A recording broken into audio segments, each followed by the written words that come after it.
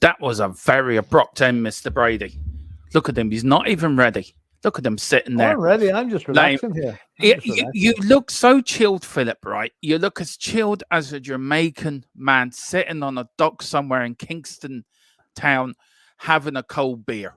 Where's my Jamaican Woodbine?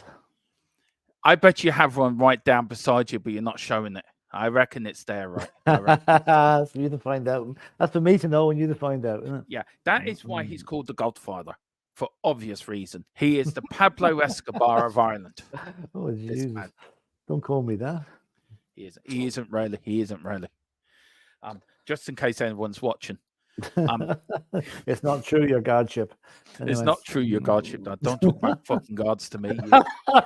No, it won't. Had fucking enough of them. Good morning, good afternoon, good evening, and welcome to THFC Till I Die, the home of Tottenham past, present, and a very exciting future. Mr. Brady, how are you? We've got Chelsea coming up. I was speaking to a Chelsea fan today who was very depressed. So I said, we're going to make it more depressed on Monday. Let's hope he's twice as bad 10 o'clock Monday night. Yeah, this is a big one. This is a big one. This is a game that could actually highlight our season. If we beat Chelsea and go 17 points ahead of them, yeah, what a statement that makes. Okay, if Chelsea beat us, there'll be a lot of recriminations and finger pointing and why didn't we do this and why didn't we do that? But I honestly think this is the best chance we've got of beating Chelsea in their present state, and not only beat them, humiliate them, because they've done it to us often enough over the years, and it's payback time. I don't care if Pochettino's in charge; he can take it on the chin like he should. Look, I said it in Dave's the other day. I know you saw me, Philip. Pochettino's a loser. He's not a winner. He went to a French league, a farmers league, and couldn't even win the title in his first season there. So for me, he's a loser. Yeah, he done great at Tottenham, but didn't win us anything. And she's come in to Tottenham. He's going to win us something. That is a proper manager. I was quite prepared to give Pochettino a pass until he started kissing the Chelsea badge and saying it's nice to be the club that actually wants to win something. That, for me, that killed him for me. Yeah. It's totally disrespectful to Spurs. Totally disrespectful. Yeah. And deserves everything he gets on Monday night. He does, and we were there. Well, let's get see who's in the chat. Film.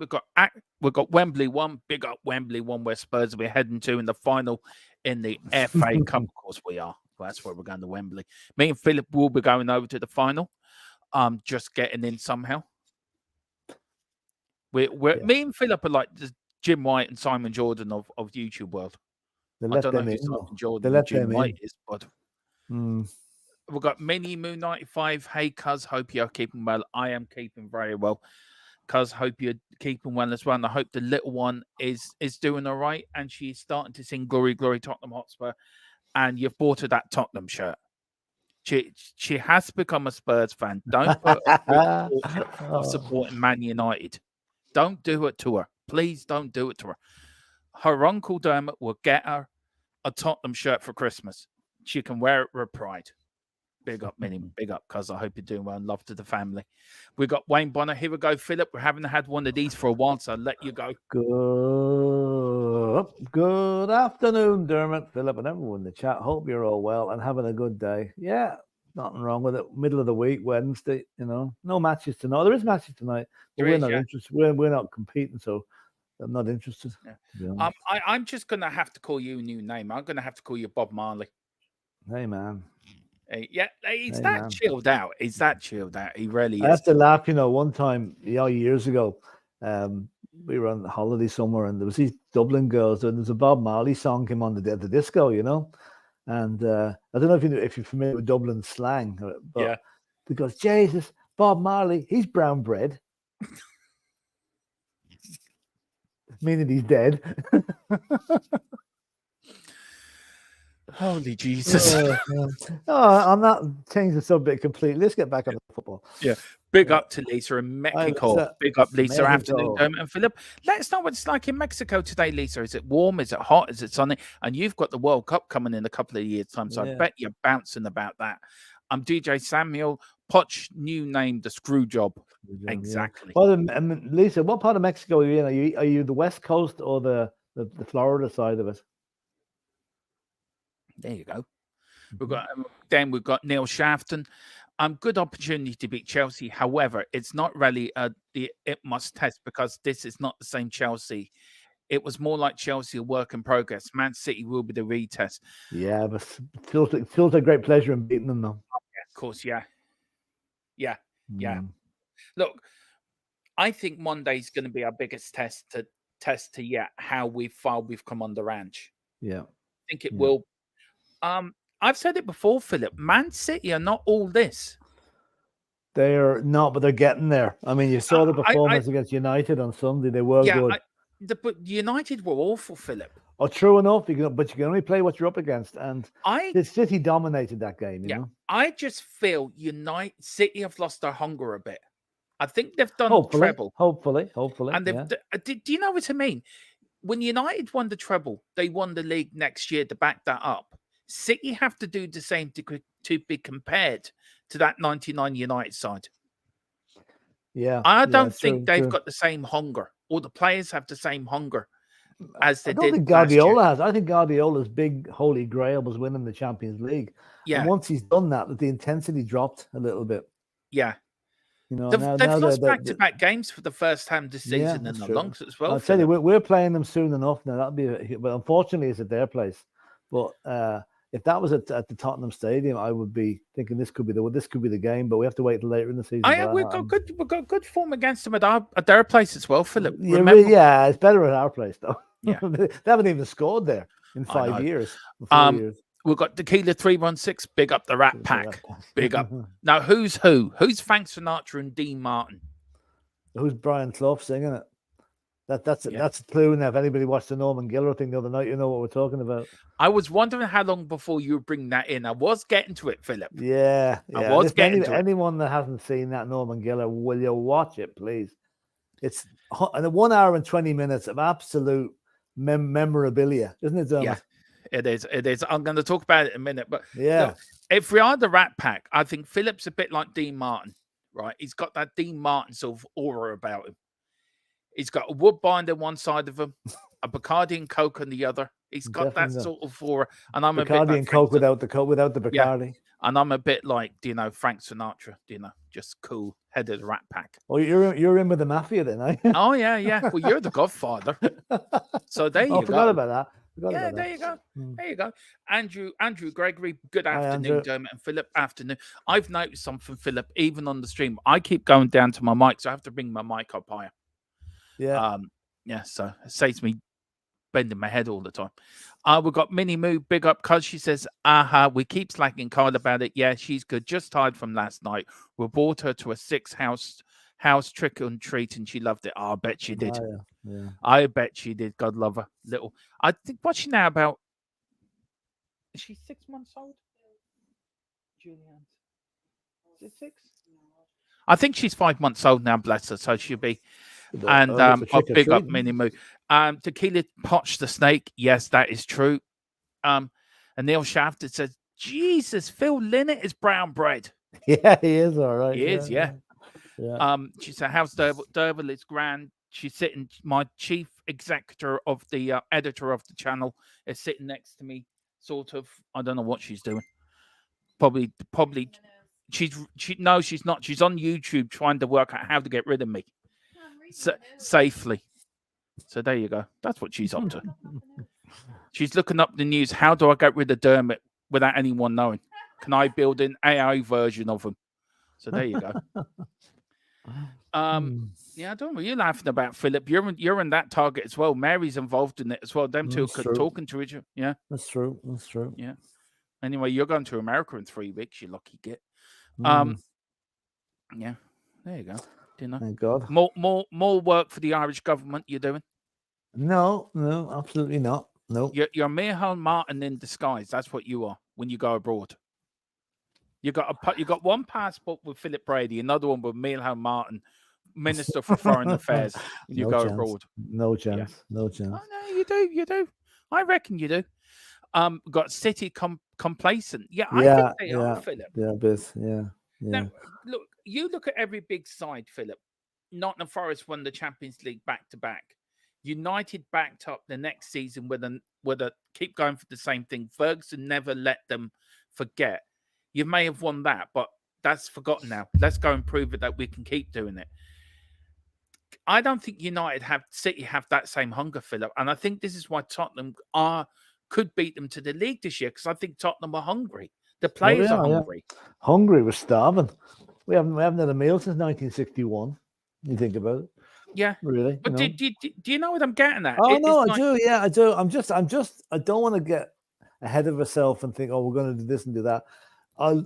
Once we've played Chelsea next week, and then we've got a few tough games coming up, like against City and whatever. We come through those unscathed, then yes, we'll start to believe. Yeah, look, I know it's hard. I know it's early, but I just think we look more out of the first 10 games, Philip. We look hungrier. Oh yeah, that's true. That's true. Yeah, and I don't get it. I just think we do. Wayne Bonner says Man City would definitely be a test. I have one eye the Villa and Wolves games. Yeah, yeah. There's a few other teams. Tricky games. Yeah, they're two good teams. Wolves are hard to beat, and Villa we know are a good team.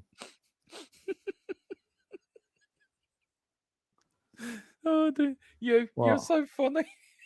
What have I done now? You're just sitting there playing with your headphones, like you really are like Bob Marley. You're tired. I had a late night last night. I'm tired. Oh yeah, look, Philip, look, you can't go out and party on Halloween night, right, with the over 80s celebrating Halloween with them, but pretending that you're talking. No, that's tonight. That's tonight. Last night wasn't over. Oh, you're drumming that. Yeah. I get confused with your. I don't know where I am myself half the time. Well, I hope you know where you are now. I'll just check the GPS. See where I am. Oh dear. Oh, you make me laugh. Sorry for that. Man City would definitely be. I've read that one. Yeah. We've got Neil Sharpton. It's so another hard to get staff these days. It is, yeah, it really is. It's another opportunity for Romero to work on his styling. Yeah, that's right. That's right. What do you reckon, Philip? I'd say your man will probably have his head. He probably have a hairnet on that night. So yeah, no way to get at him. Do you reckon Romero's going to go behind him and go like Freddie Krueger? Here's Johnny. I reckon Romero will be out in the tunnel with a pair of scissors, a pair of sheep shearers. You know, he'll come on right. Dave said that, but who was that? It was Hendricks. We were at a game. Dave Harris was next to me, right, and Dave goes, "Would that bollocks ever get his hair cut? I'm going to go in there and cut his hair for him." It was so funny. Was it Hendricks? Was it Philip? Yeah, it probably was. He wore his hair pretty long. Yeah. So there you go. Not bad, mate. How was Halloween? Got any candy, Wayne Bonner? Which one is Sammy Davis Jr.? Now, there's a question. There's a question. That's right. Dave? But Dave as Sammy Davis Jr. Do you reckon? Maybe Jack. Maybe Sammy Jack. Davis is very slender sort of a guy. Yeah. Know? Jack's. Do you know that man was blind in one eye? Was he? He had a glass eye in one. Sammy Davis Jr. had a glass eye. He was blind in one eye and couldn't see out the other. Yeah. No, he really did, Philip. Right. Okay. I didn't know that. He was a brilliant dancer. He was. So he fell off the stage a few times, but he was a good dancer. I like Sammy Davis Jr. He was. What was that film they were in? Him and Dean Martin were in with Burt Reynolds. Yeah. Oh God. The Cannonball Run. Cannonball Run. Yeah. Oh, they were. I love Smoking the Bandit. That's my favorite. Smoking the Bandit's brilliant. I mean, Jackie Gleason as a sheriff is just unreal. You know? He is. But the Cannonball Run is so funny. It really is. And you can tell Dean Martin's pissed out of his head through that whole film. Oh, it probably was. Yeah. Fair play to him. Yeah. Chris Walsh, big up, lads. Hope you're well. Big up, Chris. Hope you're doing all right, sir. What's the point, FC? I grill sausages. Oh, good. Can I have one? Can I have one? I'm getting hungry here. You throw one over to me. Yeah. We've got tequila. I'm so ugly, I don't even have to wear a mask, Wayne. Lots of candy. Come on, tequila. I bet you're the best looking fella around. I bet you give Freddie Krueger a run for his money. I know I would. You really know how to compliment people, Dermot, don't you? I do, yeah. I'm blunt. I just come out I just come out as it comes. I said something different in my head, but it came out in my mouth different. I don't know. Mm-hmm. I don't know. It's called coordination. Yeah, I haven't got that. Mm-hmm. It's called social coordination. I don't have that. All right. Okay. Yeah. But big up tequila. Don't worry. Tequila, I bet you're not. I bet you really are good looking. I got out of that one. Chris Welsh said Halloween is a load of nonsense. Can't stand it. It's all hassle for nothing. If you want sweets, go to the shop. Can't stand this party nonsense. Now, if it was having a Halloween party, dress up, fancy dress party, I got no problem with that. Great crack. Dressed up one year as Harry Potter, I did, and then dressed up the following year as Batman, which I loved. Kept going around to, give me a drink, I'm Batman. It wasn't Dumbledore. Dumbledore you dressed up as, no? No, Philip. No, that'd be you. That'd be you. Yes. You're getting very close, man. You're getting very close. I know. But you know what I don't like? I love the people dressing up on Halloween. It's great. And some of the costumes last night were brilliant. What I cannot stand is fireworks and the way it affects animals. The dogs go pure mad. We had to get we had a dog. We had to get him sedated on Halloween because of the fireworks. I bet he loved that. He didn't know a thing about it. He was sedated. No, I bet he loved getting sedated. He thought, do you know what? I'm going to get a good 24 hours sleep here. Yeah, I probably did actually. Little part. And Chris says, it's a way I hate parties, etc. I hated prom, was forced to go, didn't take anyone, couldn't care less, only went for food. That was crap. Once the music went on, etc., I walked out and went back home. Oh, yeah, I know. Fair enough. What's the point? Says my uncle actually worked for the alcohol. Do you want to read that one out? Worked for the agriculture department on the border of Dublin and Kildare. Oh, very good. Oh, very good. Yeah, that's good farming country down there. Yeah, I like to grill sausages. There you go. So do I actually. Let's see where we're at Christmas. True. That's true, Andrew. That is very true. Then we've got what's the point? Said Philip had a late night at the bingo. No, tonight. No, that's tonight the bingo. Where he is where he is a sex symbol for the over 80s. Oh, to go there, right? I got told that somebody wanted their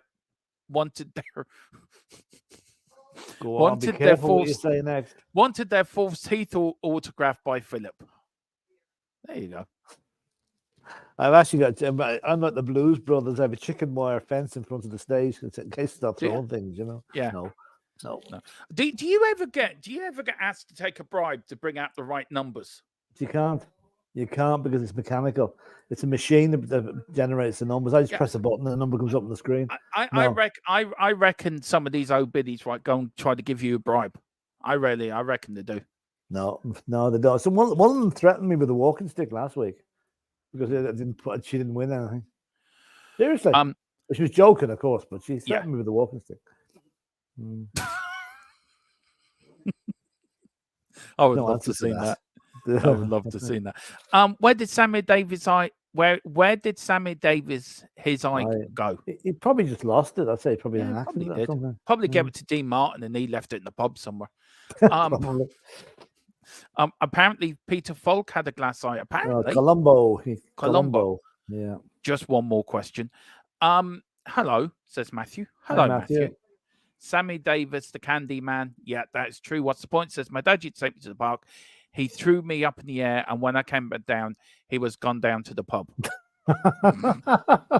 Yeah. Oh, dear. Love me some Freddie. I take it as a compliment, Dermo. There you go. Yeah, I know. Yeah. Now, we've got something here. I glaze my sausages with honey and then put them under the grill. Right. Then I set the grill on fire, no? No. You never know. Dom DeLuise as Captain Chaos in the Cannonball. Oh, yeah, he is so funny. Dom DeLuise. He was very good. You ever see him in Blazing Saddles at the end as well? And Young Frankenstein was in that as well. Wembley, who went to the Halloween party dressed as Eric Dyer in full Spurs kit? Not Freddy Krueger. Freddy Krueger did. Do you know what? I feel sorry for Eric Dyer. I'm beginning to feel a bit sorry for him now. Do you know that? Well, there's all the splinters in his arse and sitting on the bench. Yeah. I'm first sorry for. I think Tottenham need to be sponsored by Sudocrem. Yeah, that's true. Yeah. That should be Eric Dyer's new sponsor. Eric Dyer, sponsored by Sudocrem. Or Preparation H, if you know what that is. Yeah, keeps his arse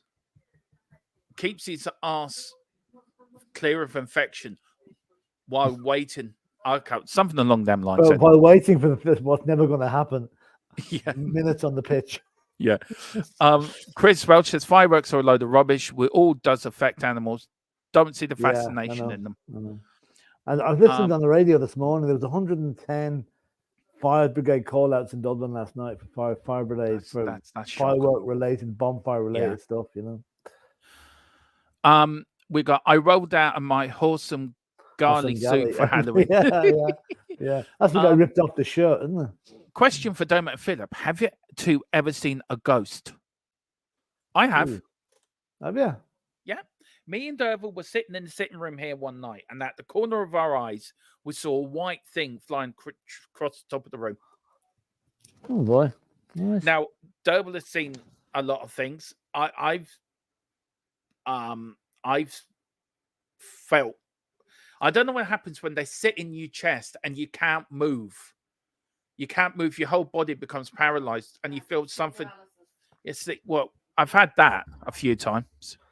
Yeah, but that's mainly if you drink taken. Yeah, but I don't drink.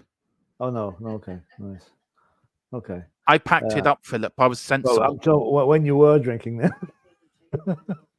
Yeah, I just couldn't deal with the hangovers, but I miss it. I do miss it. I don't miss the hangovers. No. Have you ever seen a ghost, Philip? No, I don't. I've been in a few houses that you spooky noises at night and stuff, but I put that to the wind and stuff like that. But no, I've never seen one. My grandfather's house in Belfast was supposed to be haunted. Yeah. All right, but I was only a kid at the time, so I never saw him. We saw a ghost. We saw ghosts last year at AC Milan game. We saw 11 of them. Oh, there was 15 of them, 16 of them. Yeah. Including that funny looking fecker that was our manager. I forget what his name is now. Yeah. Him. That fella. Yeah, the idiot one. Andrew Gregory, Sammy Davis lost. It was a car crash. That was it. That's right. Yeah. The biggest frights I've got in my life is Tiago and Nebik Curtis. Yeah. What we got here now? Don't be dissing POH. No, we won't be. What's the point? Says look. You can tell he's from Dublin when he goes look, can't you? Yeah, he's been very loyal to us, but he's not good enough to be a starter. But he loves the club. Well, that's true. Not a word of a lie there. He does love the club. The club seems to have just. He should have moved on. He should have moved on in the summer. To be honest, Eric Dyer should go somewhere. Eric Dyer should have been sold. We bought him for $5 million. It's not like we're going to make a loss on him. Yeah, we're going to make a profit off him. I'd say he'll go in January. Andrew reckons I've been on the Pochine. Probably. Here's my full bottle of Pochine. Hang on. Just let me take a swig. There you go. Grand stuff, that Pochine. Don't drop that, Dermot. Yeah, I get it from Philip. Philip makes a big barrel of it in his back garden, and he sends it down to me by pigeon carrier. Oh dear. Yeah. The things me and Philip get up to, right? Everyone reckons, right? Me and Philip, right, are these normal bloke. Me and Philip, Philip's the godfather, right? I'm second in command of the Tottenham Hotspur supporters group. Yeah. Yep. And we all have to report to Philip. Philip likes handing out the flour. Lovely. Yeah. And as for saying, Wexford was doing great. The new type of bananas in Wexford were going great, Philip. They love it. They love the new type of bananas you've been sending. Well, are these the white one, the red ones? Yeah, the red one. Yeah. Can I just put it out there? Me and Philip are only joking, right? Oh yeah. Don't take anything we say seriously unless it's about Spurs. Then it's serious. Yeah. I believe you, Philip. I don't. Chelsea strike force equals ghost. That's true. Do you ever remember that comedian? He probably Groucho Marx. Yeah. Groucho Marx reckoned he'd hate to be a member of any club that would have him as a member. Work it out. Big up to Chris. He says, and the ghost Hamilton noises makes his unbearable moan about Red Bull easy to drive. I know, I find that funny. me and Philip are doing Formula One this weekend. We're going to do the Brazilian Grand Prix. So, Chris, Friday, Saturday, Sunday, we'll be on there. We will be doing a pre-record. We may even do a live sort of pre. Well, I won't be here Sunday, but I'll be here Friday and Saturday. Yeah, we may be doing a pre-pump up for that Grand Prix. I may do something myself. So please get over there to THFC F1 Till We Die. It's our new channel for all things Formula One. Chris says, I've seen the ghost for 2 years. His name is Lewis Hamilton. Exactly. Now, Mr. Brady, shall we crack on with the show? That's taken us half an hour to go through them. Carry on, dear. Carry on. Yeah, you sound like I'm your butler. Carry on, Dermot. Carry on. Yeah, okay. Yeah. Where's the bow tie? Where's the bow tie and the? Who do you think you are, Bruce Wayne or something? Carry on, Dermot. Carry on. Yes, keep going. Next thing, you're going to jump into your Batmobile and go to your bingo tonight as Batman. No, I don't have to go. The bingo's only 20 yards across the street, so I'm fine like that. I could just imagine you running in the full Batman gear. Yeah, true. Yeah, let's try that some night. Yeah, that would be funny. Right. Alejo Velez scored his first goal for Spurs last night in the under-21 League Cup game, Philip. Look, he scored his. I've got a question anyway. Velez scored his first goal in Tottenham's shirt on Tuesday when the striker converted with a header for the Spurs under-21s in their EFL Trophy clash against Peterborough United. However, it was a night to forget for the Spurs youngsters as Peterborough emerged 3-1 winners, then booked their place in the next round quite comfortably. Question, Philip, is will Velez be Tottenham's answer to replacing Harry Kane? I think he will. Who's Tottenham? Yeah. Just make a comment. Funny. Do you have to just make a comment? No, I'm only saying it's a nice way to put it. It's no ring to it. Tottenham sounds good. No, I tell you, last night was very disappointing because the under-21s have won 10 out of 10. Yeah, in the league, and they go to bloody Peterborough and lose. I mean, they're beating Chelsea, they're beating everybody, beating Man City 5-0, and they're going to lose to Peterborough. But anyway, not to worry. Good to see Velez getting the goal. Anyway, will he be the long-term replacement? Possibly. Yeah. We don't know yet. He's been bought for a reason. He's good in the air. He's good in the ground. He's quick. He'd probably just be a substitute this season, but maybe next season they might blood him in to replace Richarlison. Can you see him getting some games like in the early rounds of the FA Cup or something? Oh, like yeah. that? Yeah, certainly. Yeah. Especially if we're playing lower league opposition. Yeah, he will do. How many more times do we have to give Richarlison a chance, Philip? It's now getting to the point where we've got Chelsea on Monday. What do? Do you play him on the wing? Do you play him up front? No, we can't keep Brennan Johnson up front. Yeah, up on the wing. You can't keep using Sonny and that because they are carrying injuries, Philip. So how do you get round this problem with that? Well, a game like Chelsea, you can't drop Sonny. Sonny has to play against Chelsea. I would play Brennan Johnson on the left and Kulusevski on the right with Richarlison on the bench. Johnson, 5 minutes he was on Friday and created a goal, which is more than Richarlison's done the last 2 matches, really. So, it's tough on Richarlison. I think he's going through his issues to deal with, and he's maybe not dealing with them very well. But with no room for sentiment now, we need players that will produce on the pitch every game. I've got big next everything said Velez is a poor man's Rannick. Raziak. Yeah. That's harsh. Now we haven't seen enough of him. We saw enough of Raziak to know he was crap. I don't think we've seen enough of Velez. They've obviously something in the guy. They bought him for a big price for a young lad. So I wouldn't just be so harsh on him just yet. He might prove to be that, but not just yet. Do you know, we've got Wayne saying that it'd be like Batman and Robin for No Live Fools and Horses. Yeah, that is so true. That's true. Yeah. Now, Philip would be a proper Dale boy. He's the same height as him. He's the same age as him. And I could see him in there, right, doing his wheeling and dealing, right. I could see him doing it. Yeah, they'll be saying au revoir to everybody, saying au revoir to everybody when saying hello, au revoir. He does that to me. Right, Philip, au revoir, Dermot. And bonjour. And I'm looking at him thinking... It's like the time they were going out to the old Uncle Albert Memorial in France. He says, I'd like a bit of duck à l'orange. What's duck à l'orange in French?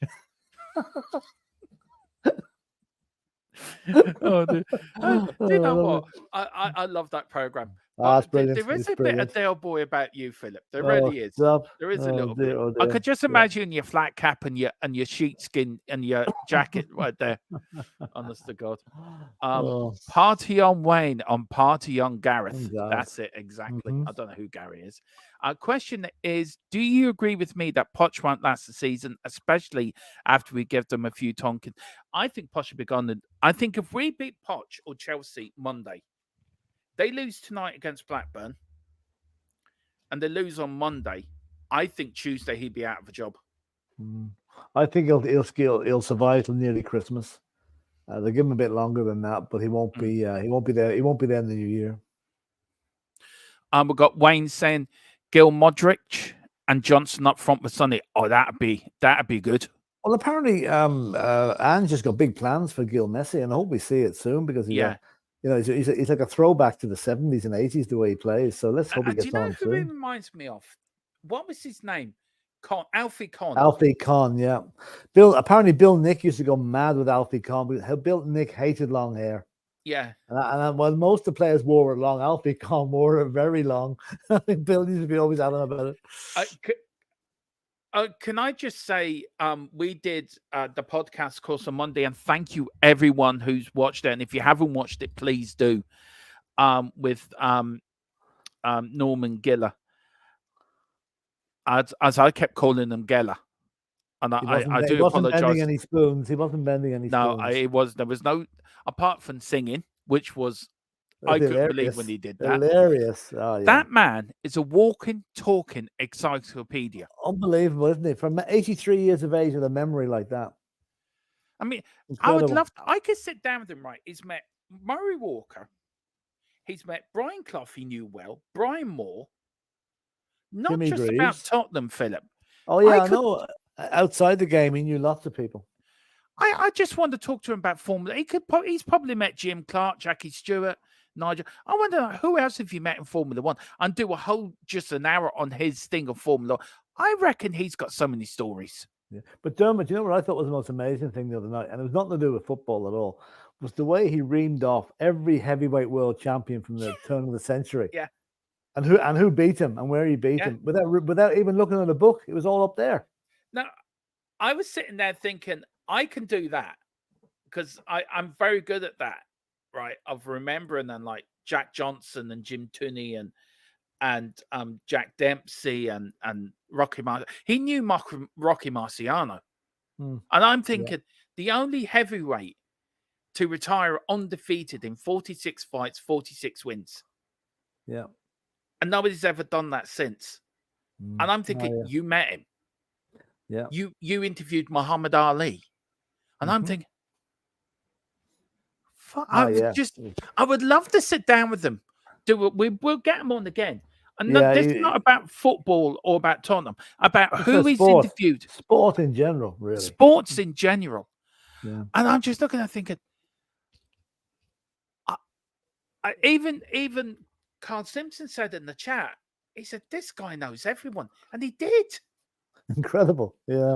And such a nice man, too.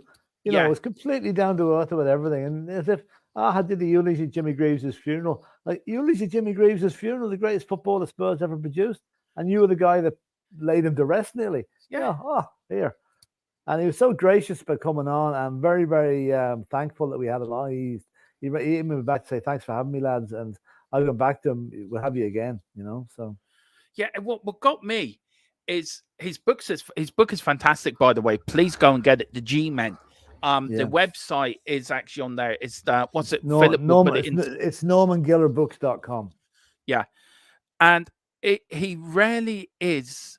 I'm just, honest to God, I'm just amazed. I've never been.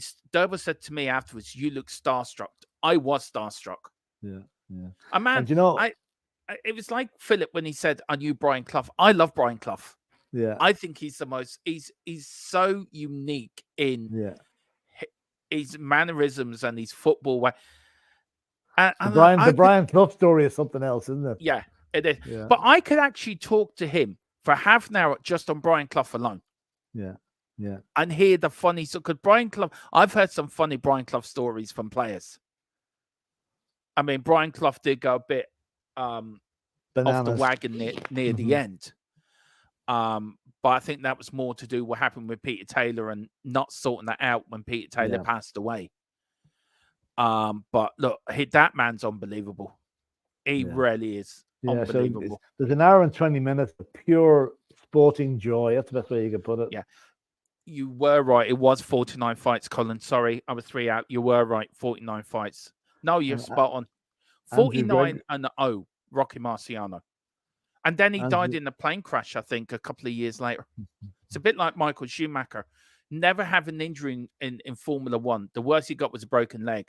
And then retires. He's out skiing with his family. He falls over, hits a rock, and he's in a coma for the rest of his life. It's shocking. Andrew Gregory. He remembers Norman Giller writing from the Daily Express. He told us about. I asked him. I won't give you the answer to this, but I asked him a very interesting question. When he was reporting for the Express, he was covering other teams other than Spurs. How did he mask his Tottenham support? So the answer is very interesting. Yeah, and you have to watch the podcast to find this. Yeah, the divine Alfie Devine did it again for. Yeah, he did. Yeah. He's playing brilliant. He's playing very well. Even Troy Parrott he's coming on as a sub, but he scored 3 goals for Excelsior. Yeah. There's another. Who's the other players out on loan? Jed Spence, but he's not fit yet with Leeds. I tell you what we do tomorrow, Philip. I'll get it all prepared tonight, and we'll look at all the players that are out on loan at the moment and how they're playing at their. You're a bit dark there, Mr. Brady. Yeah, I'm gonna put. I've got. It's getting dark here. I've no lights. I'll put the light. Yeah. Well, now we're going to sort of change it a little bit. There wasn't a lot of Spurs news around today, guys. So I wanted to ask this question. I love your thoughts on it as well in the chat as well, and see what you think. With 2 more Premier League games now before a 3rd international break already this season, do UEFA and FIFA need to reorganize international games? Now, look, I understand if there's an international tournament, you have to qualify. They have to fit the qualification games into somewhere within the Premier League and within the football window of that season. But I think this is the 3rd international break we've had since the start of the Premier League. We've just got a friendly against New Zealand on the 21st, I think. No, it's not is it 20? Yeah, on Tuesday the 21st. And do FIFA have to change it? And I think they do. I just think it's too much. I think it stops if, say, like Tottenham, if we still top of the league by the international break, I think it stops momentum. I think you got more worries of players being injured away with their international teams. And I think FIFA and UEFA have to do something, but they won't do something because it's all about money. So, Philip, if we could move the friendlies to the end of the season, but what can you do about international qualification games? Yeah, play the qualification matches. They have to be played. But I remember back in the old days, right? For the World Cup qualification, you had the league program on a Saturday, right? Yeah. You played your qualification match on Tuesday or Wednesday, and you're back in the league on Saturday. Now, drop these frigging friendlies, which are useless and only there to make money for somebody. Drop the friendlies. Play them mid-season or the end of the season, whatever you want, but just play the qualification matches and never mind the rest. And now, three breaks in the space of 2.5 months is just ridiculous. Yeah. Now, Philip, look, do you do the international qualification games in 2 blocks? Do you know what I mean? You got 2. You play them in blocks. So you got that between that date and that date. You play through them. You play them through that date and that date. Yeah, and playing through them. But it's been expanded out by putting friendlies in with them. You know. Yeah, but that doesn't. So it doesn't sort of answer the question. The question: what should they do? How did they do it, Philip? How did they go around in doing it? That's the question. Well, I mean, okay, you've got 4 teams in a group usually, right? Maybe more. No, maybe more. It could be 5 teams in a group. 6 teams. Okay, 6 teams. That means you've got 10 matches to play. Yeah. Right now, you have 10 matches to play, spread over a year and a half. It's not spread over one season. So what you do is, I reckon, you play 6 of the games one season. Okay, you're going to have 3 international breaks, but have that in the first season, the furthest away from the tournaments, right? And then the second season, when the when the tournament is at the end of that season, play them in two breaks. See, a lot of these qualifications, their last ones are in November because the draw is always in December and January for the tournament that summer. Philip, is there too many international tournaments? We've got the World Cup, we've got the European Championships, now we've got the Nation Leagues. Yeah, I think what's happened this year.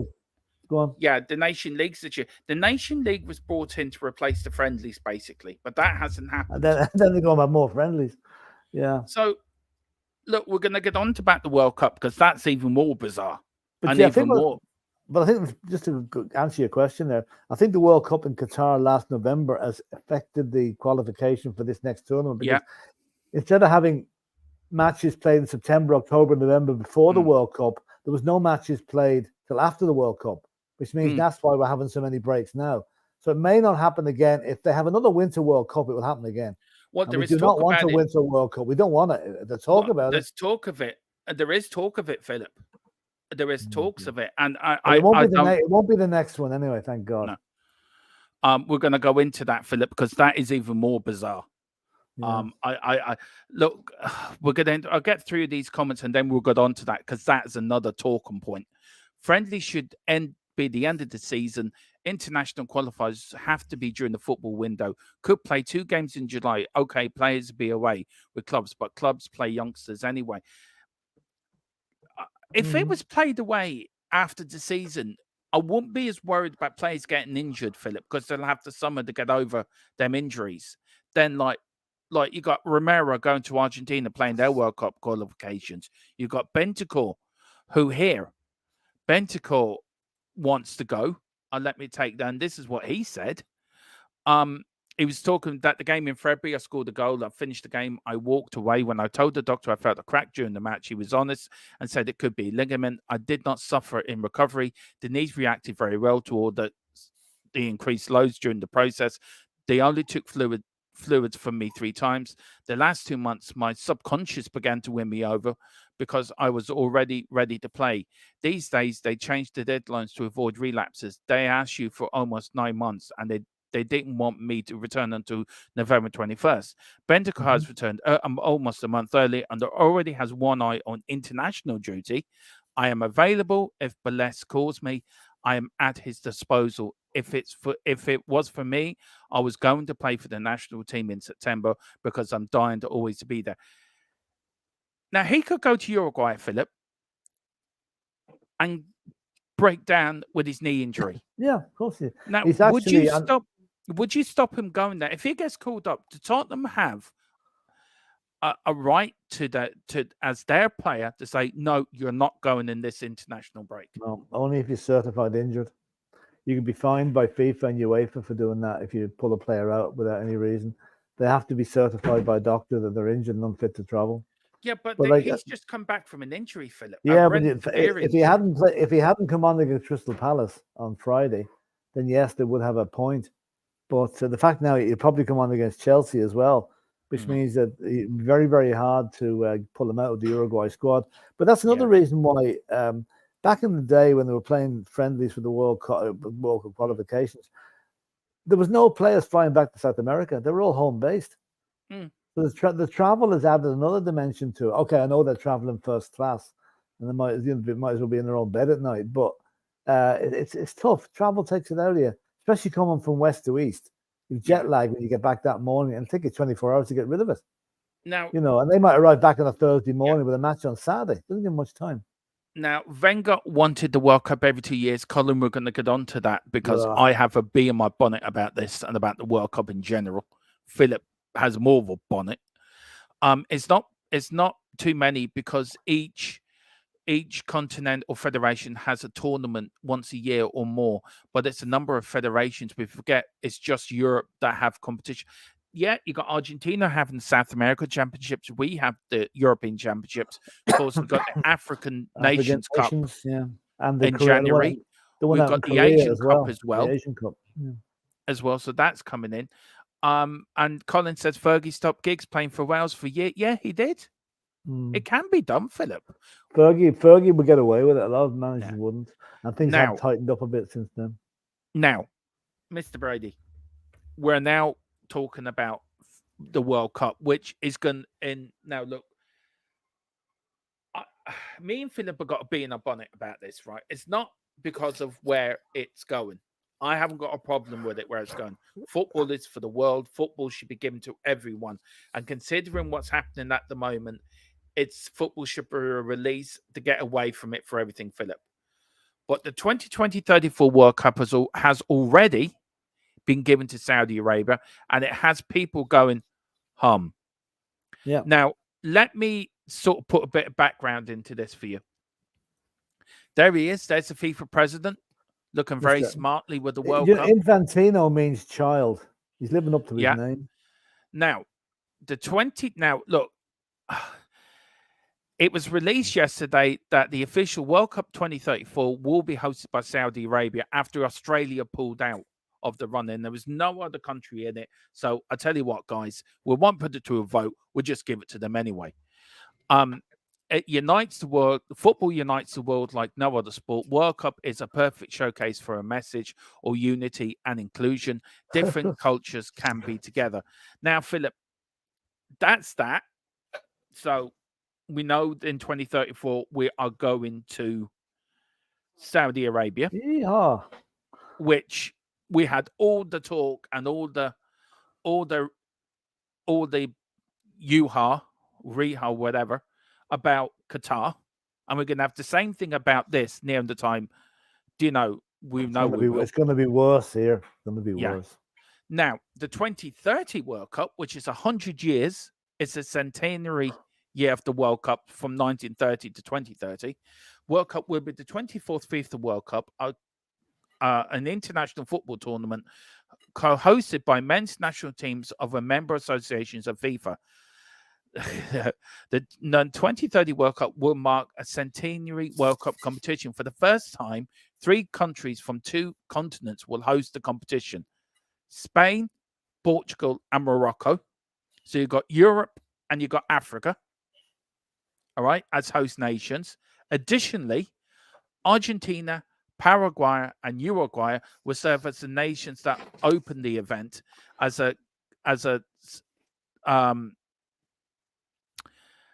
the 100th anniversary of the first World Cup in Uruguay. This will be the first World Cup held in Africa since 2010 and South America since 2014, as well as Europe since 2018, Philip.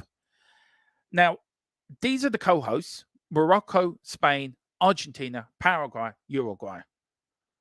Have FIFA lost their goddamn minds?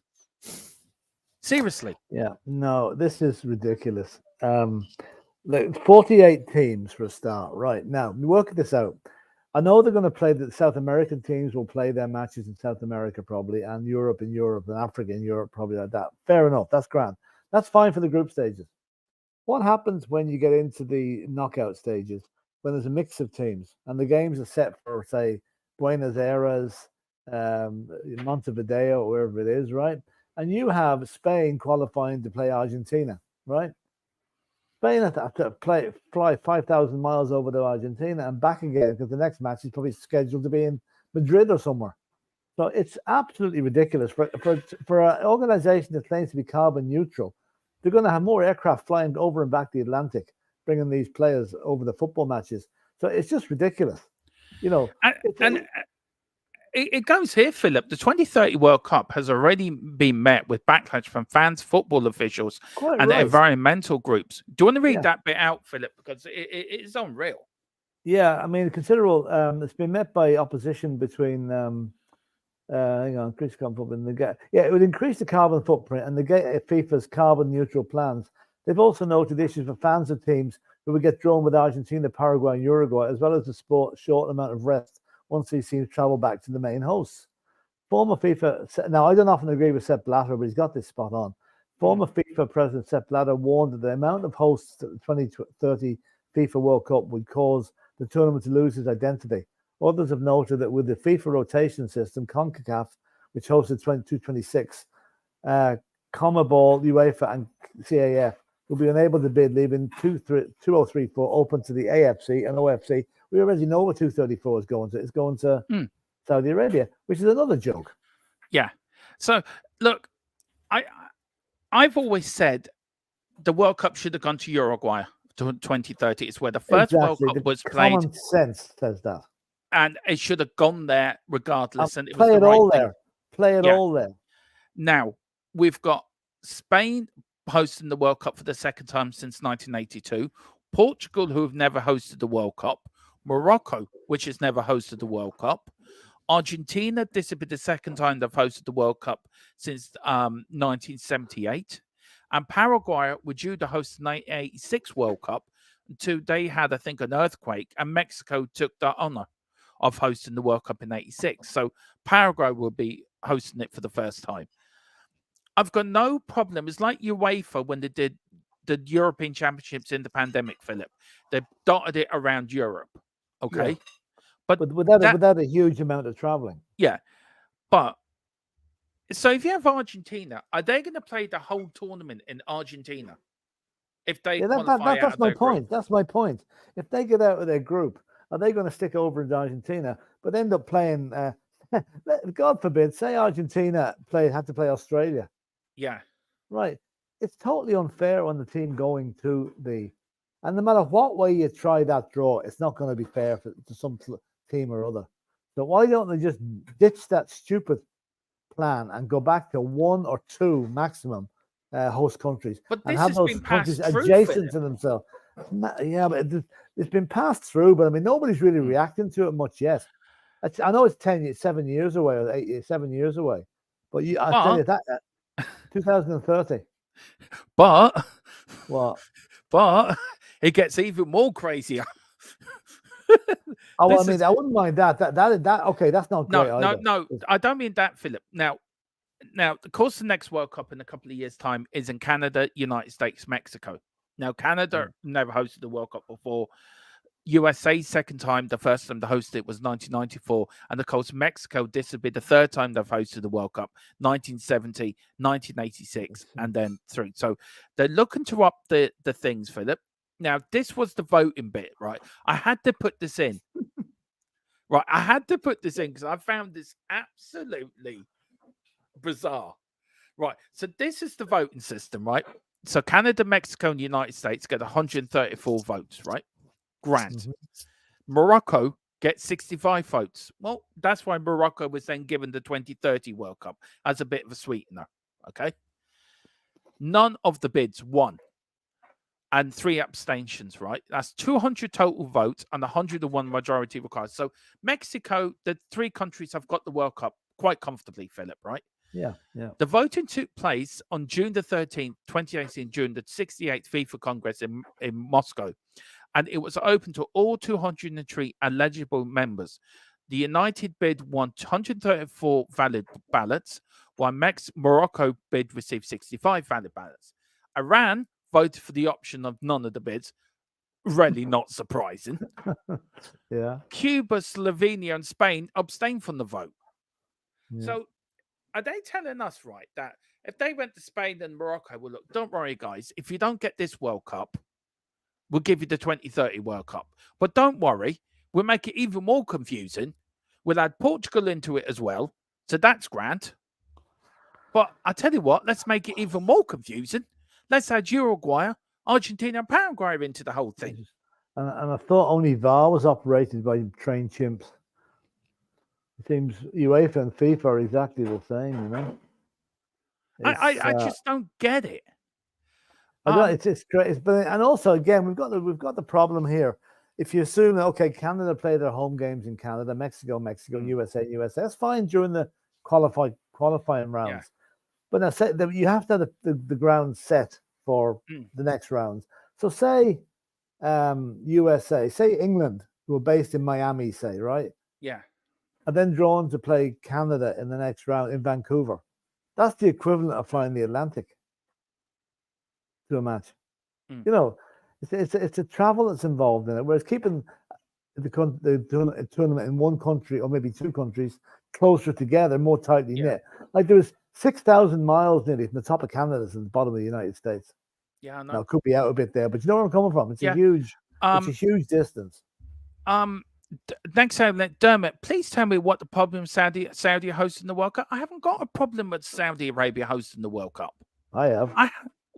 I know you have, but I'm trying to be non-political here, Mr. It's hard Brady though. said. No, look. I didn't really want to go down that rabbit hole, but I'm going down it now because you sort of mentioned it, Philip. Look, human rights and everything, that should be a main factor, but it's not. So let's get that straight. FIFA don't care about your country's human right factors or how they treat their people or how do they. It's all about money. Well, by the time this comes around in Saudi Arabia, Dermot, there's probably every chance the Saudi Arabian clubs are in the Champions League. Yeah. Right? Now, so it's just another attempt at dominating. They've already tried it with golf.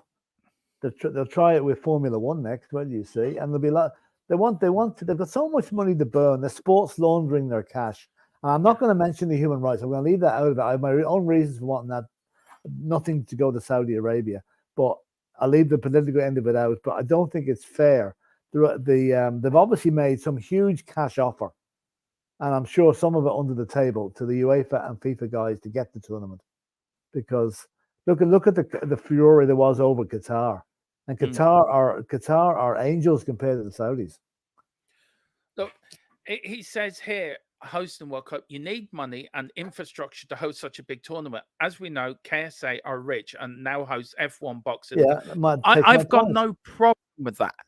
I have no problem with that. And sport is brings people together. If it was just about sport, I wouldn't have a problem.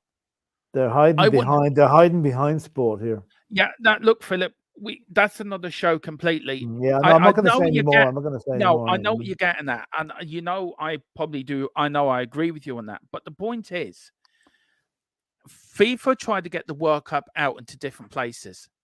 Now, I've got no problem with that. Football is the world's most popular sport. We all know that. And it's corrupt as well, don't it? Yeah, but Philip, I'm trying to stay. Look, I know that, but I'm trying to. No, I know. I don't want to put you in a spot here, but all I'll go back to is the draw. Remember the time Russia and Saudi Arabia and look, Philip, look, I'm going to the World Cup. Yeah, look, it's very hard to.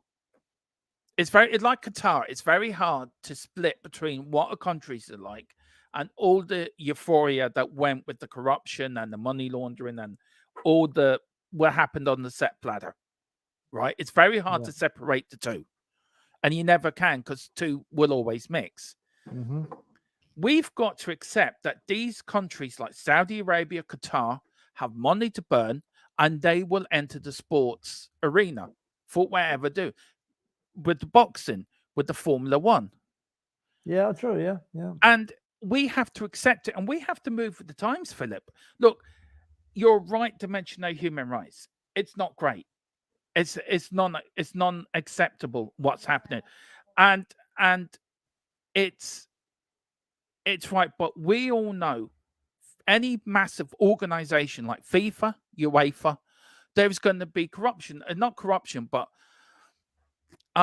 ways of making people vote for you. Now it's either going to be incentives with but it's incentives called gifts or whatever, Philip. And none of that can be proven. We've got no proof that happens. All we've got is we think that happens, but we have no proof that happens. And look, well, I think some people might disagree with that, but we're not going to get into that now. Yeah, but Philip, you and me don't have proof. No, I know. We don't have proof that happens. And look, and when the World Cup come, I'm a hypocrite. I watch the Qatar World Cup because I love watching the World Cup. Mm-hmm. All I'm saying is, 11 years' time, God knows where things will be in the football world. Yeah, we don't know, but I just think that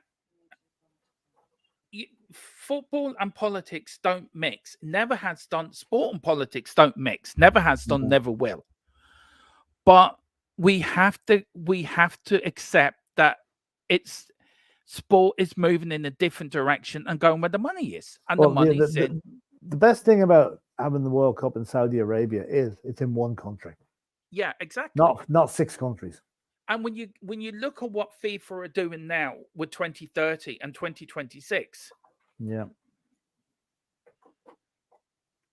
Look, we've got a few comments here. Chris says, I don't think anyone can judge a country on the human rights. To be honest, everyone are hypocritical when they do that.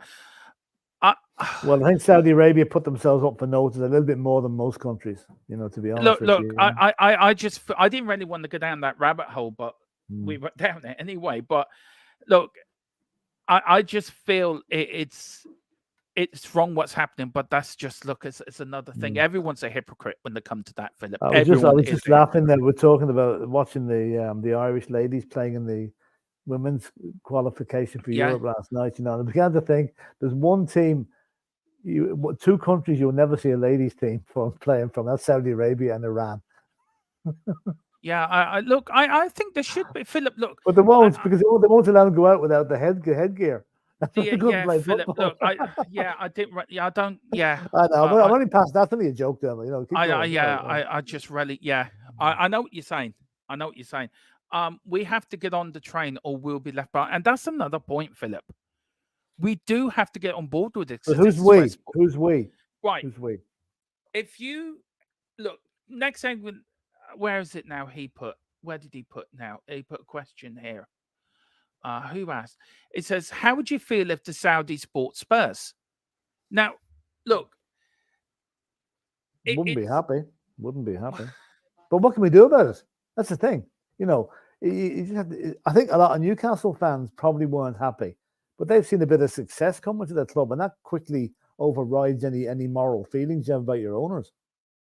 So if Saudis bought Spurs, I'd probably be up in arms for about 2 months, and then be looking right who we're going to buy next, because we'll all be this level of hypocrisy.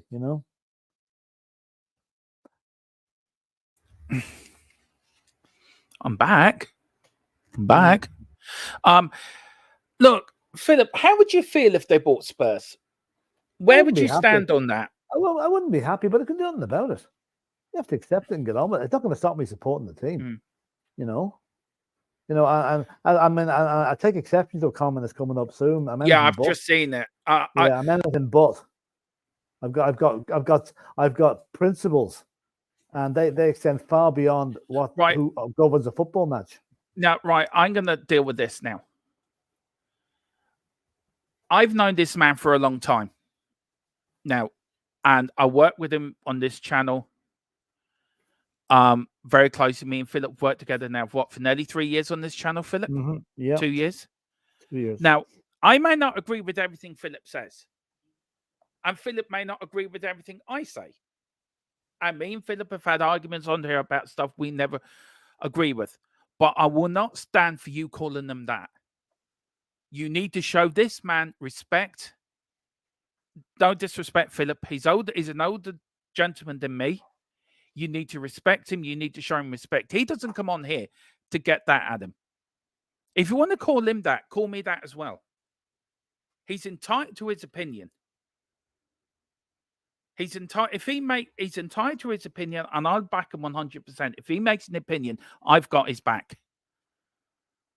I don't care what anyone says. Everyone's entitled to their opinion. You do not call them that. That is out of order. That is unacceptable, and that will not be tolerated. Yeah, leave it at that, Dermot. Leave it at that. Right. No, it's. And then he says, "I do have a look." But they may have, but they can't play international. They can't wear the headgear in matches, So they must have dispensation if they have, Yeah, but look, just because it says that next level English, no need to call them that. Just an apology would be nice, actually. Yeah, and exactly. If you read that next comment out, I'm leaving. Yeah, well, I've timed him out. Yeah. Yeah. Look, we try to do everything right in this channel. We may not get it right, and Philip may have different views to me. Completely different views. But it makes the world go round. Everyone's entitled to their opinion. Mm. And if you don't agree with Philip,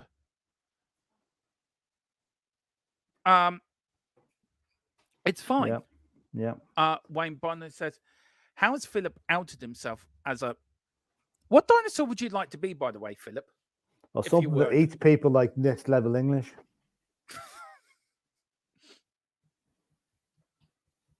So would you like to Tyrannosaurus be Rex, T-Rex? T-Rex. Yeah. Put it in the chat. What dinosaur do you think Philip be? If Philip was a dinosaur, what would he be? There you go. Let's make a light out of it, Philip. Sorry. Yeah. How's Philip out as a dinosaur? I agree with what he said because he happens to be right exactly. Chris says it's like in boxing, we want to see the biggest fight between Fury and Usyk. Exactly. That's happening in Saudi. So I do like I like it in Saudi. No, I want it in the UK. I rather gets done than not have it. This is the problem, isn't it, Philip? Yeah. Countries, they have the capital, the money behind them to do this. But they have the money, and that's the thing, isn't it? It's all about money, Philip, at the end of the day. That's it. They're buying their way back into respectability. Yeah. Neil says, I'm 60. Don't F with us elders. Exactly. Exactly. And look, Philip, I hope that was the right one I said. I wasn't looking up for you. Well, no, I know you were. Thanks for that. And I appreciate that. You know, I'm okay. Maybe my views are a little bit conservative, but I've seen things happening in those countries before football ever came on the horizon for them, you know, and you can't forget things like that. And go back to 6 years ago, Adnan Khashoggi. That's two words that should strike fear in anybody that thinks Saudi Arabia are a good place to go, you know. We've got Newcastle. Is critical need of new ownership because the previous owner was horrible and was in jeopardy. The Newcastle fans were overwhelmingly in favour, regardless of. Yeah, that is so true. Yeah, they were. I think that a lot of them had concerns, but like most of us, they said, "Oh, cool, what the hell? They're there now. Nothing we can do about it. Let's enjoy the ride while they have us." You know. To be honest, I wouldn't mind it at all if there was so much interest invested in football. Then we have to get on with it. We need to leave that hypocrite. I think I agree with him on this one, Geordie, on that. To be fair, Philip, it is hypocritical. It is. We're giving out about them one way and then welcoming them with open arms with the next. You know, so look, it's human nature. It is human nature, and it is human nature, Philip. And it is. Look, we've never been backwards and coming forward on this channel. No. Never have done, never will. I know sometimes we may cross the line with some things we say or we don't mean to, but we're being honest with you guys. We're adults. We're all adults in this channel. We should be all down. And a big up Geordie as well. Matthew says, Dermot, would you take a European billionaire to take us over? Yeah, I would take anyone to take. This is my view on that film. This is going back to the other question. Would I be happy with a Saudi takeover? I'd be happy with anyone taking this over as long as they looked after Tottenham Hotspur Football Club. Yeah. As long as they put the money where their mouth is and buy the best players for Ange or whoever's manager to make us successful. Yeah. I mean, the European billionaire would be absolutely manna from heaven. It'd be brilliant. Absolutely. You know? Yeah. Iran do have a women's football team. Yeah. That's right, Philip. We all look the other way. And it's true. Matthew says FIFA is corrupt. We all know that. But UEFA, I don't think so. I think, look, it's a hard one, that, Philip. He says, do you think the World Cup is scripted? I think it is. Oh, I don't know. Yeah. I don't know if it can be really. As long as the draw is carried out fairly and square. Yeah. As regarding UEFA not being corrupt, maybe they are, maybe they're not, but they're tainted by their association with Big Brother FIFA, who are definitely corrupt, or were definitely corrupt. And so, you know, Infantino has a hard job, to be honest with you. And I don't think he's the worst in the world, but I think maybe some of his ideas are a little bit left field and a bit too ambitious. You know, 48 clubs in the World Cup, it'll go on forever, you know? Yeah. Well, I'm going to get into that. Another consideration should be beer sponsor money. Qatar banned Budweiser and football make a lot of money because beer revenue, Heineken, Budweiser, Stella Artois. It's true. Heineken is the sponsor of the Champions League, isn't it? Is it? I think so. As one of the sponsors, anyway. Stella Artois is like a sponsor for. It used to be like Tobacco Money years ago, where all the Tobacco Money used to sponsor all the big tournaments. Yeah, I know the thing about like for an Arab country, a Muslim country, to they can't be seen to promoting alcohol. It's just completely against their religion, you know? Yeah. We've got Chris says, I don't agree with you guys sometimes, but it's boring if we all agree. But personal insults are cowards' way out. Exactly. Yeah. Exactly. Fine to disagree, but the minute you lose words and resort to personal attacks, regardless of intention, it becomes personal, which isn't an intelligent look. Yeah. We've got Andrew saying that Levisaurus Rex. There you go. That's what we're going to call Philip now. Levisaurus Rex. Oh, lovely. Lovely. We've got Colin saying Fury, they're all relevant in 2023. He's fighting YouTubers. Yeah. Less. He should have lost that fight on Saturday, by the way. That fella come over, right? I saw the highlights today. He outboxed the world heavyweight champion, knocked him down. And this fella's only making his boxing debut. Yeah. Usyk's going to wipe the floor with you, Fury. And then Matthew says, last World Cup, to be honest, if you want to remember this World Cup, either Ronaldo or Messi should have won it. And Messi won it in its historical moment. They were given 5 penalties and favoured by refs. Yeah, it's true. Yeah. I think it was going to get Messi the World Cup. Geordie said it's just their religious rules not to promote beer or any alcoholic products, so they can't do anything about that. Yeah, that's true. But you know something, I'll tell you, it's funny. I was in, I won't say where it was, a Middle Eastern country 20 years ago, right? Yeah. And the first thing we saw going into the hotel was a sheik dressed there in the white flowing robes. Yeah. And a bottle of wine in front of him, drinking quite openly. Yeah. Now, Philip, format and expansion for the 2026 World Cup. This is even more bizarre. For the first time, that FIFA World Cup will include 48 teams and expansion by 16 compared with the previous 7 tournaments. The teams will be split into 12 groups of 4 teams, with the top 2 of each group. The 8 best third-place teams progress into a new round of 32, as approved by FIFA Council last year. This is set to be the first expansion and change to any kind of the competition format since 1998. The total number of games played will increase from 64 to 104. And so on. So the tournament's going to be extended. The match is going to be extended, Philip. One question, and I've got it here. Has the World Cup lost its magic? It lost its marbles, maybe about it. But yeah. I mean, let's face it. 104 matches is far too many. Yeah. It's a marathon session. Yeah. Like, with 32 teams, it's hard enough, but with 48 teams, it's going to be. It'll put a lot of people will be so sick of football that you won't even be looking forward to the season that comes after it. Yeah. Now, it may favour us getting to the World Cup. Yeah, it might do. That'd be that. That's a plus point. Although I think under Stephen Kenny, the Faroe Islands have a better chance of getting to the World Cup than we have. Don't get me started on. He's coming on next week, by the way, Stephen Kenny. Is he? Yeah, Stephen Kenny, the Garden Gnome. Did you kidnap him? No, the Garden Gnome. Oh yeah, right, okay. Hang on. I'd like to introduce you to our new the Ireland manager, Stephen Kenny. Look at him. That's the Incredible Hulk. Yeah, but Stephen Kenny. Oh, right, okay. Yeah, look at him. Yeah. He's now shouting and roaring. I am Ireland manager. I am Ireland. Talk of that. Did you see the ladies' match last night in the swimming pool in Albania? I did. They're playing Northern Ireland in the Northern Ireland women in Belfast.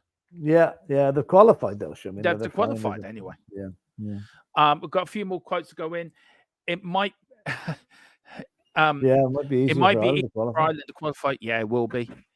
If you were the scripter or the director, who would you let win the 2026 World Cup? Ooh, Ireland. No, we're not qualifying, Philip. No, we're not. Do you know what? Good question. Mexico. USA. Oh, I think no, seriously. I don't see USA. Never hear the end of it. You never hear the end of it. Anybody wins it. No, they've done well in previous tournaments. I like to see them. Yeah, that's true. Okay, USA. I'm going for Mexico, and you're going for USA. Yeah. Well, look, I have a soft spot for Argentina. I don't know why. When it comes to a World Cup, I always have a soft spot for Argentina. It's Diego Maradona's hand. That's what you got a soft spot for. Look, Philip, he didn't use his hand. Look, I am telling you now, right? If you look at Maradona had a fine perm hairstyle, right? It came off his hair. When will you accept this? Never. Dermot, Maradona I've said it many before. things. Next visit to Wexford, there's a Specsavers in Wexford. In you go. Maradona may be many things, right? Yeah. But he's not. He's second only to Thierry Henry in the handball stakes. I'm going to tell you now, right? Right. Peter Shilton up here. Yeah. Maradona here, right? Yeah. Maradona, right, jumps higher than Peter Shilton. Yeah, maybe he had spring heels in his boots or something. Why did not the goalkeeper just take him out of it? So if you're looking at it logically, Philip, if you're looking at it sensibly, why did Peter Shilton not just take him out of it? Oh, he could have done. He could have done. I'm just looking at it here again, Dermot. Now. All right. Let's see now. Okay. I'll try and freeze it at the moment of impact. The second goal. The second goal was, yeah. Gotta take it, Right, we've got a few people here. We've got Colin saying, if Maradona didn't use his hand, the Man U will win the league this season. It was by hand, Dermot. We all know that it wasn't. I'm telling you. Faroe Islands. See it here again. It was hand in 1986 and it's still hand today, Dermot. Right. Okay, Philip. Right. If it was Faroe hand, Islands, where was VAR? A twinkle in its mother's eye at that stage. Well, how come the linesman? How come the linesman and the referee never caught it then? How come the Russian linesman in 1966 said that ball was crossed the line when it wasn't? Because you have it's binoculars. It's just human mistakes. The Russian linesman had binoculars in his pocket, right? And we all know that the Russian. I'll tell you what happened, right? 1966, right? The Russian linesman's running up and down the line, and the crowd are giving them candy. Right, the English fans are giving them candy, right?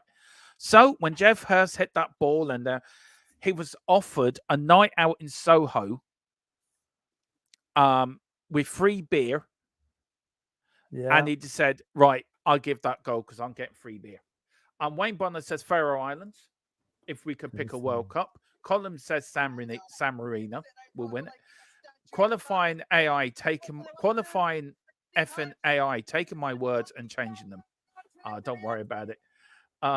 It was a divine invitation. That's it. It was the divine. It was. Jeremy, what I've got here? I must just play it. It's the Scottish commentary on the Maradona goal. Will you hear this? Hold on. Oh, God.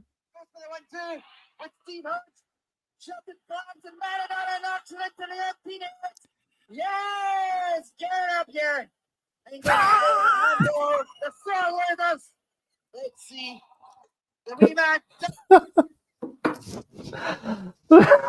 You wouldn't expect the Scots to be celebrating it, would you? Can I just say, right? Maradona was probably the greatest player we've ever watched as a kid. He was my football hero growing up, right? The second goal he scored was probably the greatest World Cup goal you'll ever see. Yeah, absolutely. Yeah, I would love to do a watch along to that game, Philip. I want to see, can we do a watch along to that game? Because that would be fucking hilarious. It's on YouTube. It's on YouTube. Yeah. Maradona has better use of his hands than Onana has had all season. Yeah, that's true. Honestly, when Cristiano retires, will be the all-time great. No. No, Wayne Messi, loves we both that. think Messi is the one. I think. Wayne says, love that partiality in the commentary. Actually, the bit before that, it said the England defense is it's like a statue in Trafalgar Square. Fair play to the Scotsman. I would love to know what the Irish commentary was to that day when Argentina won. Did you know that Gabriel Heinz played and won the World Cup, played for Man United, and spoke fluent Welsh? Wow. He must have roomed with Ryan Giggs. Matthew says the referee was moonwalking. He saw Michael Jackson in the stands. Yeah. Do you know that referee was from Paraguay? Very close to Argentina, wasn't it? Yeah, of course it was. Well, listen, this is the end. This is the end of Newsbeat. It's been lively. Yes. We've had Philip coming back from a 2.6 billion year nap as a T-Rex. Mm-hmm. He didn't get caught when the asteroid hit when the asteroid hit the Earth and killed all the dinosaurs. Philip just escaped out, and he's here as a T-Rex. Yeah, it's been a mad one. Sure has. And people have watched it, Philip. We've got 8 big up for everyone that's like. Wayne Bonner says, great stream as always. Let me know in the chat, would you like me and Philip to do a watch-along, golden watch-along, to the 1986 quarterfinal, England versus Argentina? Let us know. Just let us know in the chat, yeah or nay. If it's yes, we will do it this Saturday. All right, we'll put it in this Saturday. But let us know. We've got Matthew saying also, Andrew saying, when Eric Dyer retires, he will be on the all-time greats. Great. It's been great to put in the fireplace, I think. Yeah. Matthew, you're going to like this last comment coming in for you now from Matthew, Philip. You really will.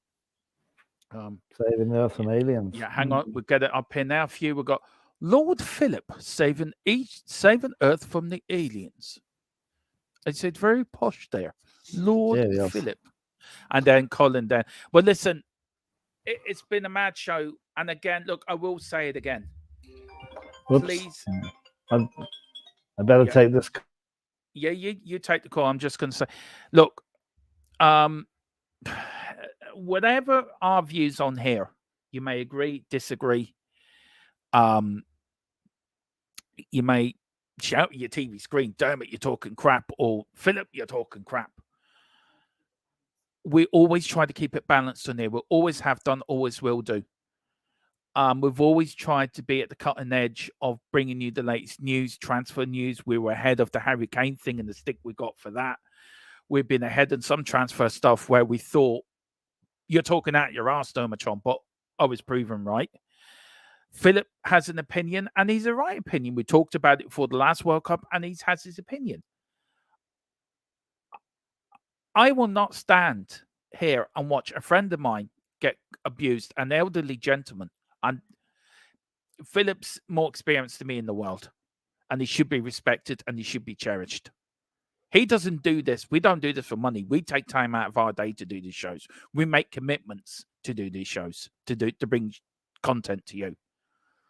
And why 95% of you appreciate everything we do is always a small minority that try to spoil it for everyone. So it will not be tolerated in this channel anymore. And it never was and never will be. If you like what we see, hit the like button, subscribe, hit the notification bell, get a membership. And we're doing a lot of new stuff for members now soon. And we'll try to bring you the best content we can bring you. But please, name calling, having a go at somebody for their opinion is out of order.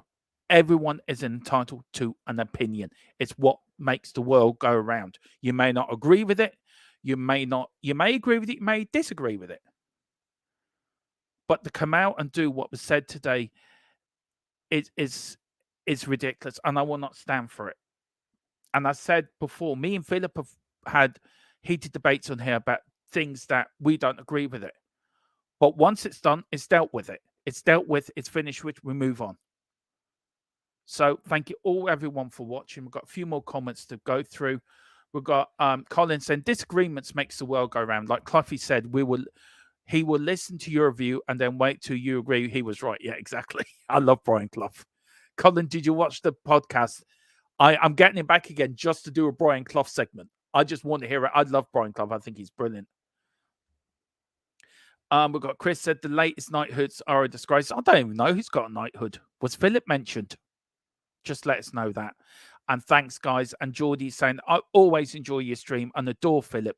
His energy and passion towards football as a Newcastle. Well, big up, Geordie. And I will say that to Philip, what you said, it's very, very kind of you to say. And we couldn't do this without you. We could not do this without you tuning in, watching us, hitting the like button, subscribing to our channel. You're the ones that keep us doing what we're doing. And I want to thank every one of you for doing what you're doing. And Chris says, I'm available on the weekend for the F1, so I'll email you at some point, mate. You are a lifesaver. Friday night, Saturday, and Sunday. I may get you, if you don't mind, Chris, if you can, you and Colin, if you can, to do the sprint race on Saturday afternoon, because we were doing the stream on here. If you can do that, that'd be great. Yeah, the email's on the YouTube channel. So get my number off Colin or Bobby and contact me on WhatsApp, and we'll sort something out. Listen, whatever you're going to do, guys, enjoy the rest of your Wednesday evening. We are back tomorrow at 4:00. We're back tomorrow night with a debate. That should be nice. And whatever you're doing, enjoy the rest of your Friday. Come on, you Spurs. In Big Ange, we trust. To bring together a group of remarkable people. To see if we could become something more. So when they needed us, we could fight the battles that they never could.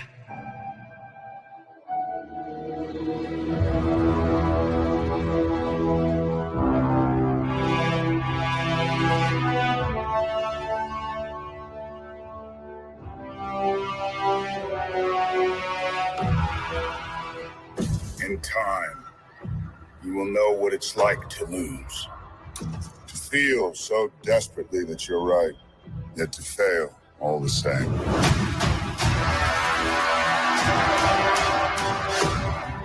Dread it. Run from it. Destiny still arrives.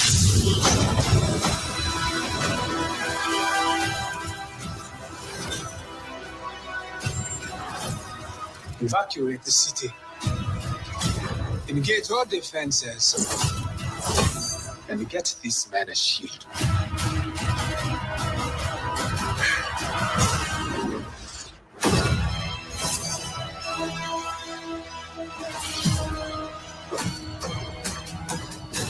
Fun isn't something one considers when balancing the universe. But this does put a smile on my face.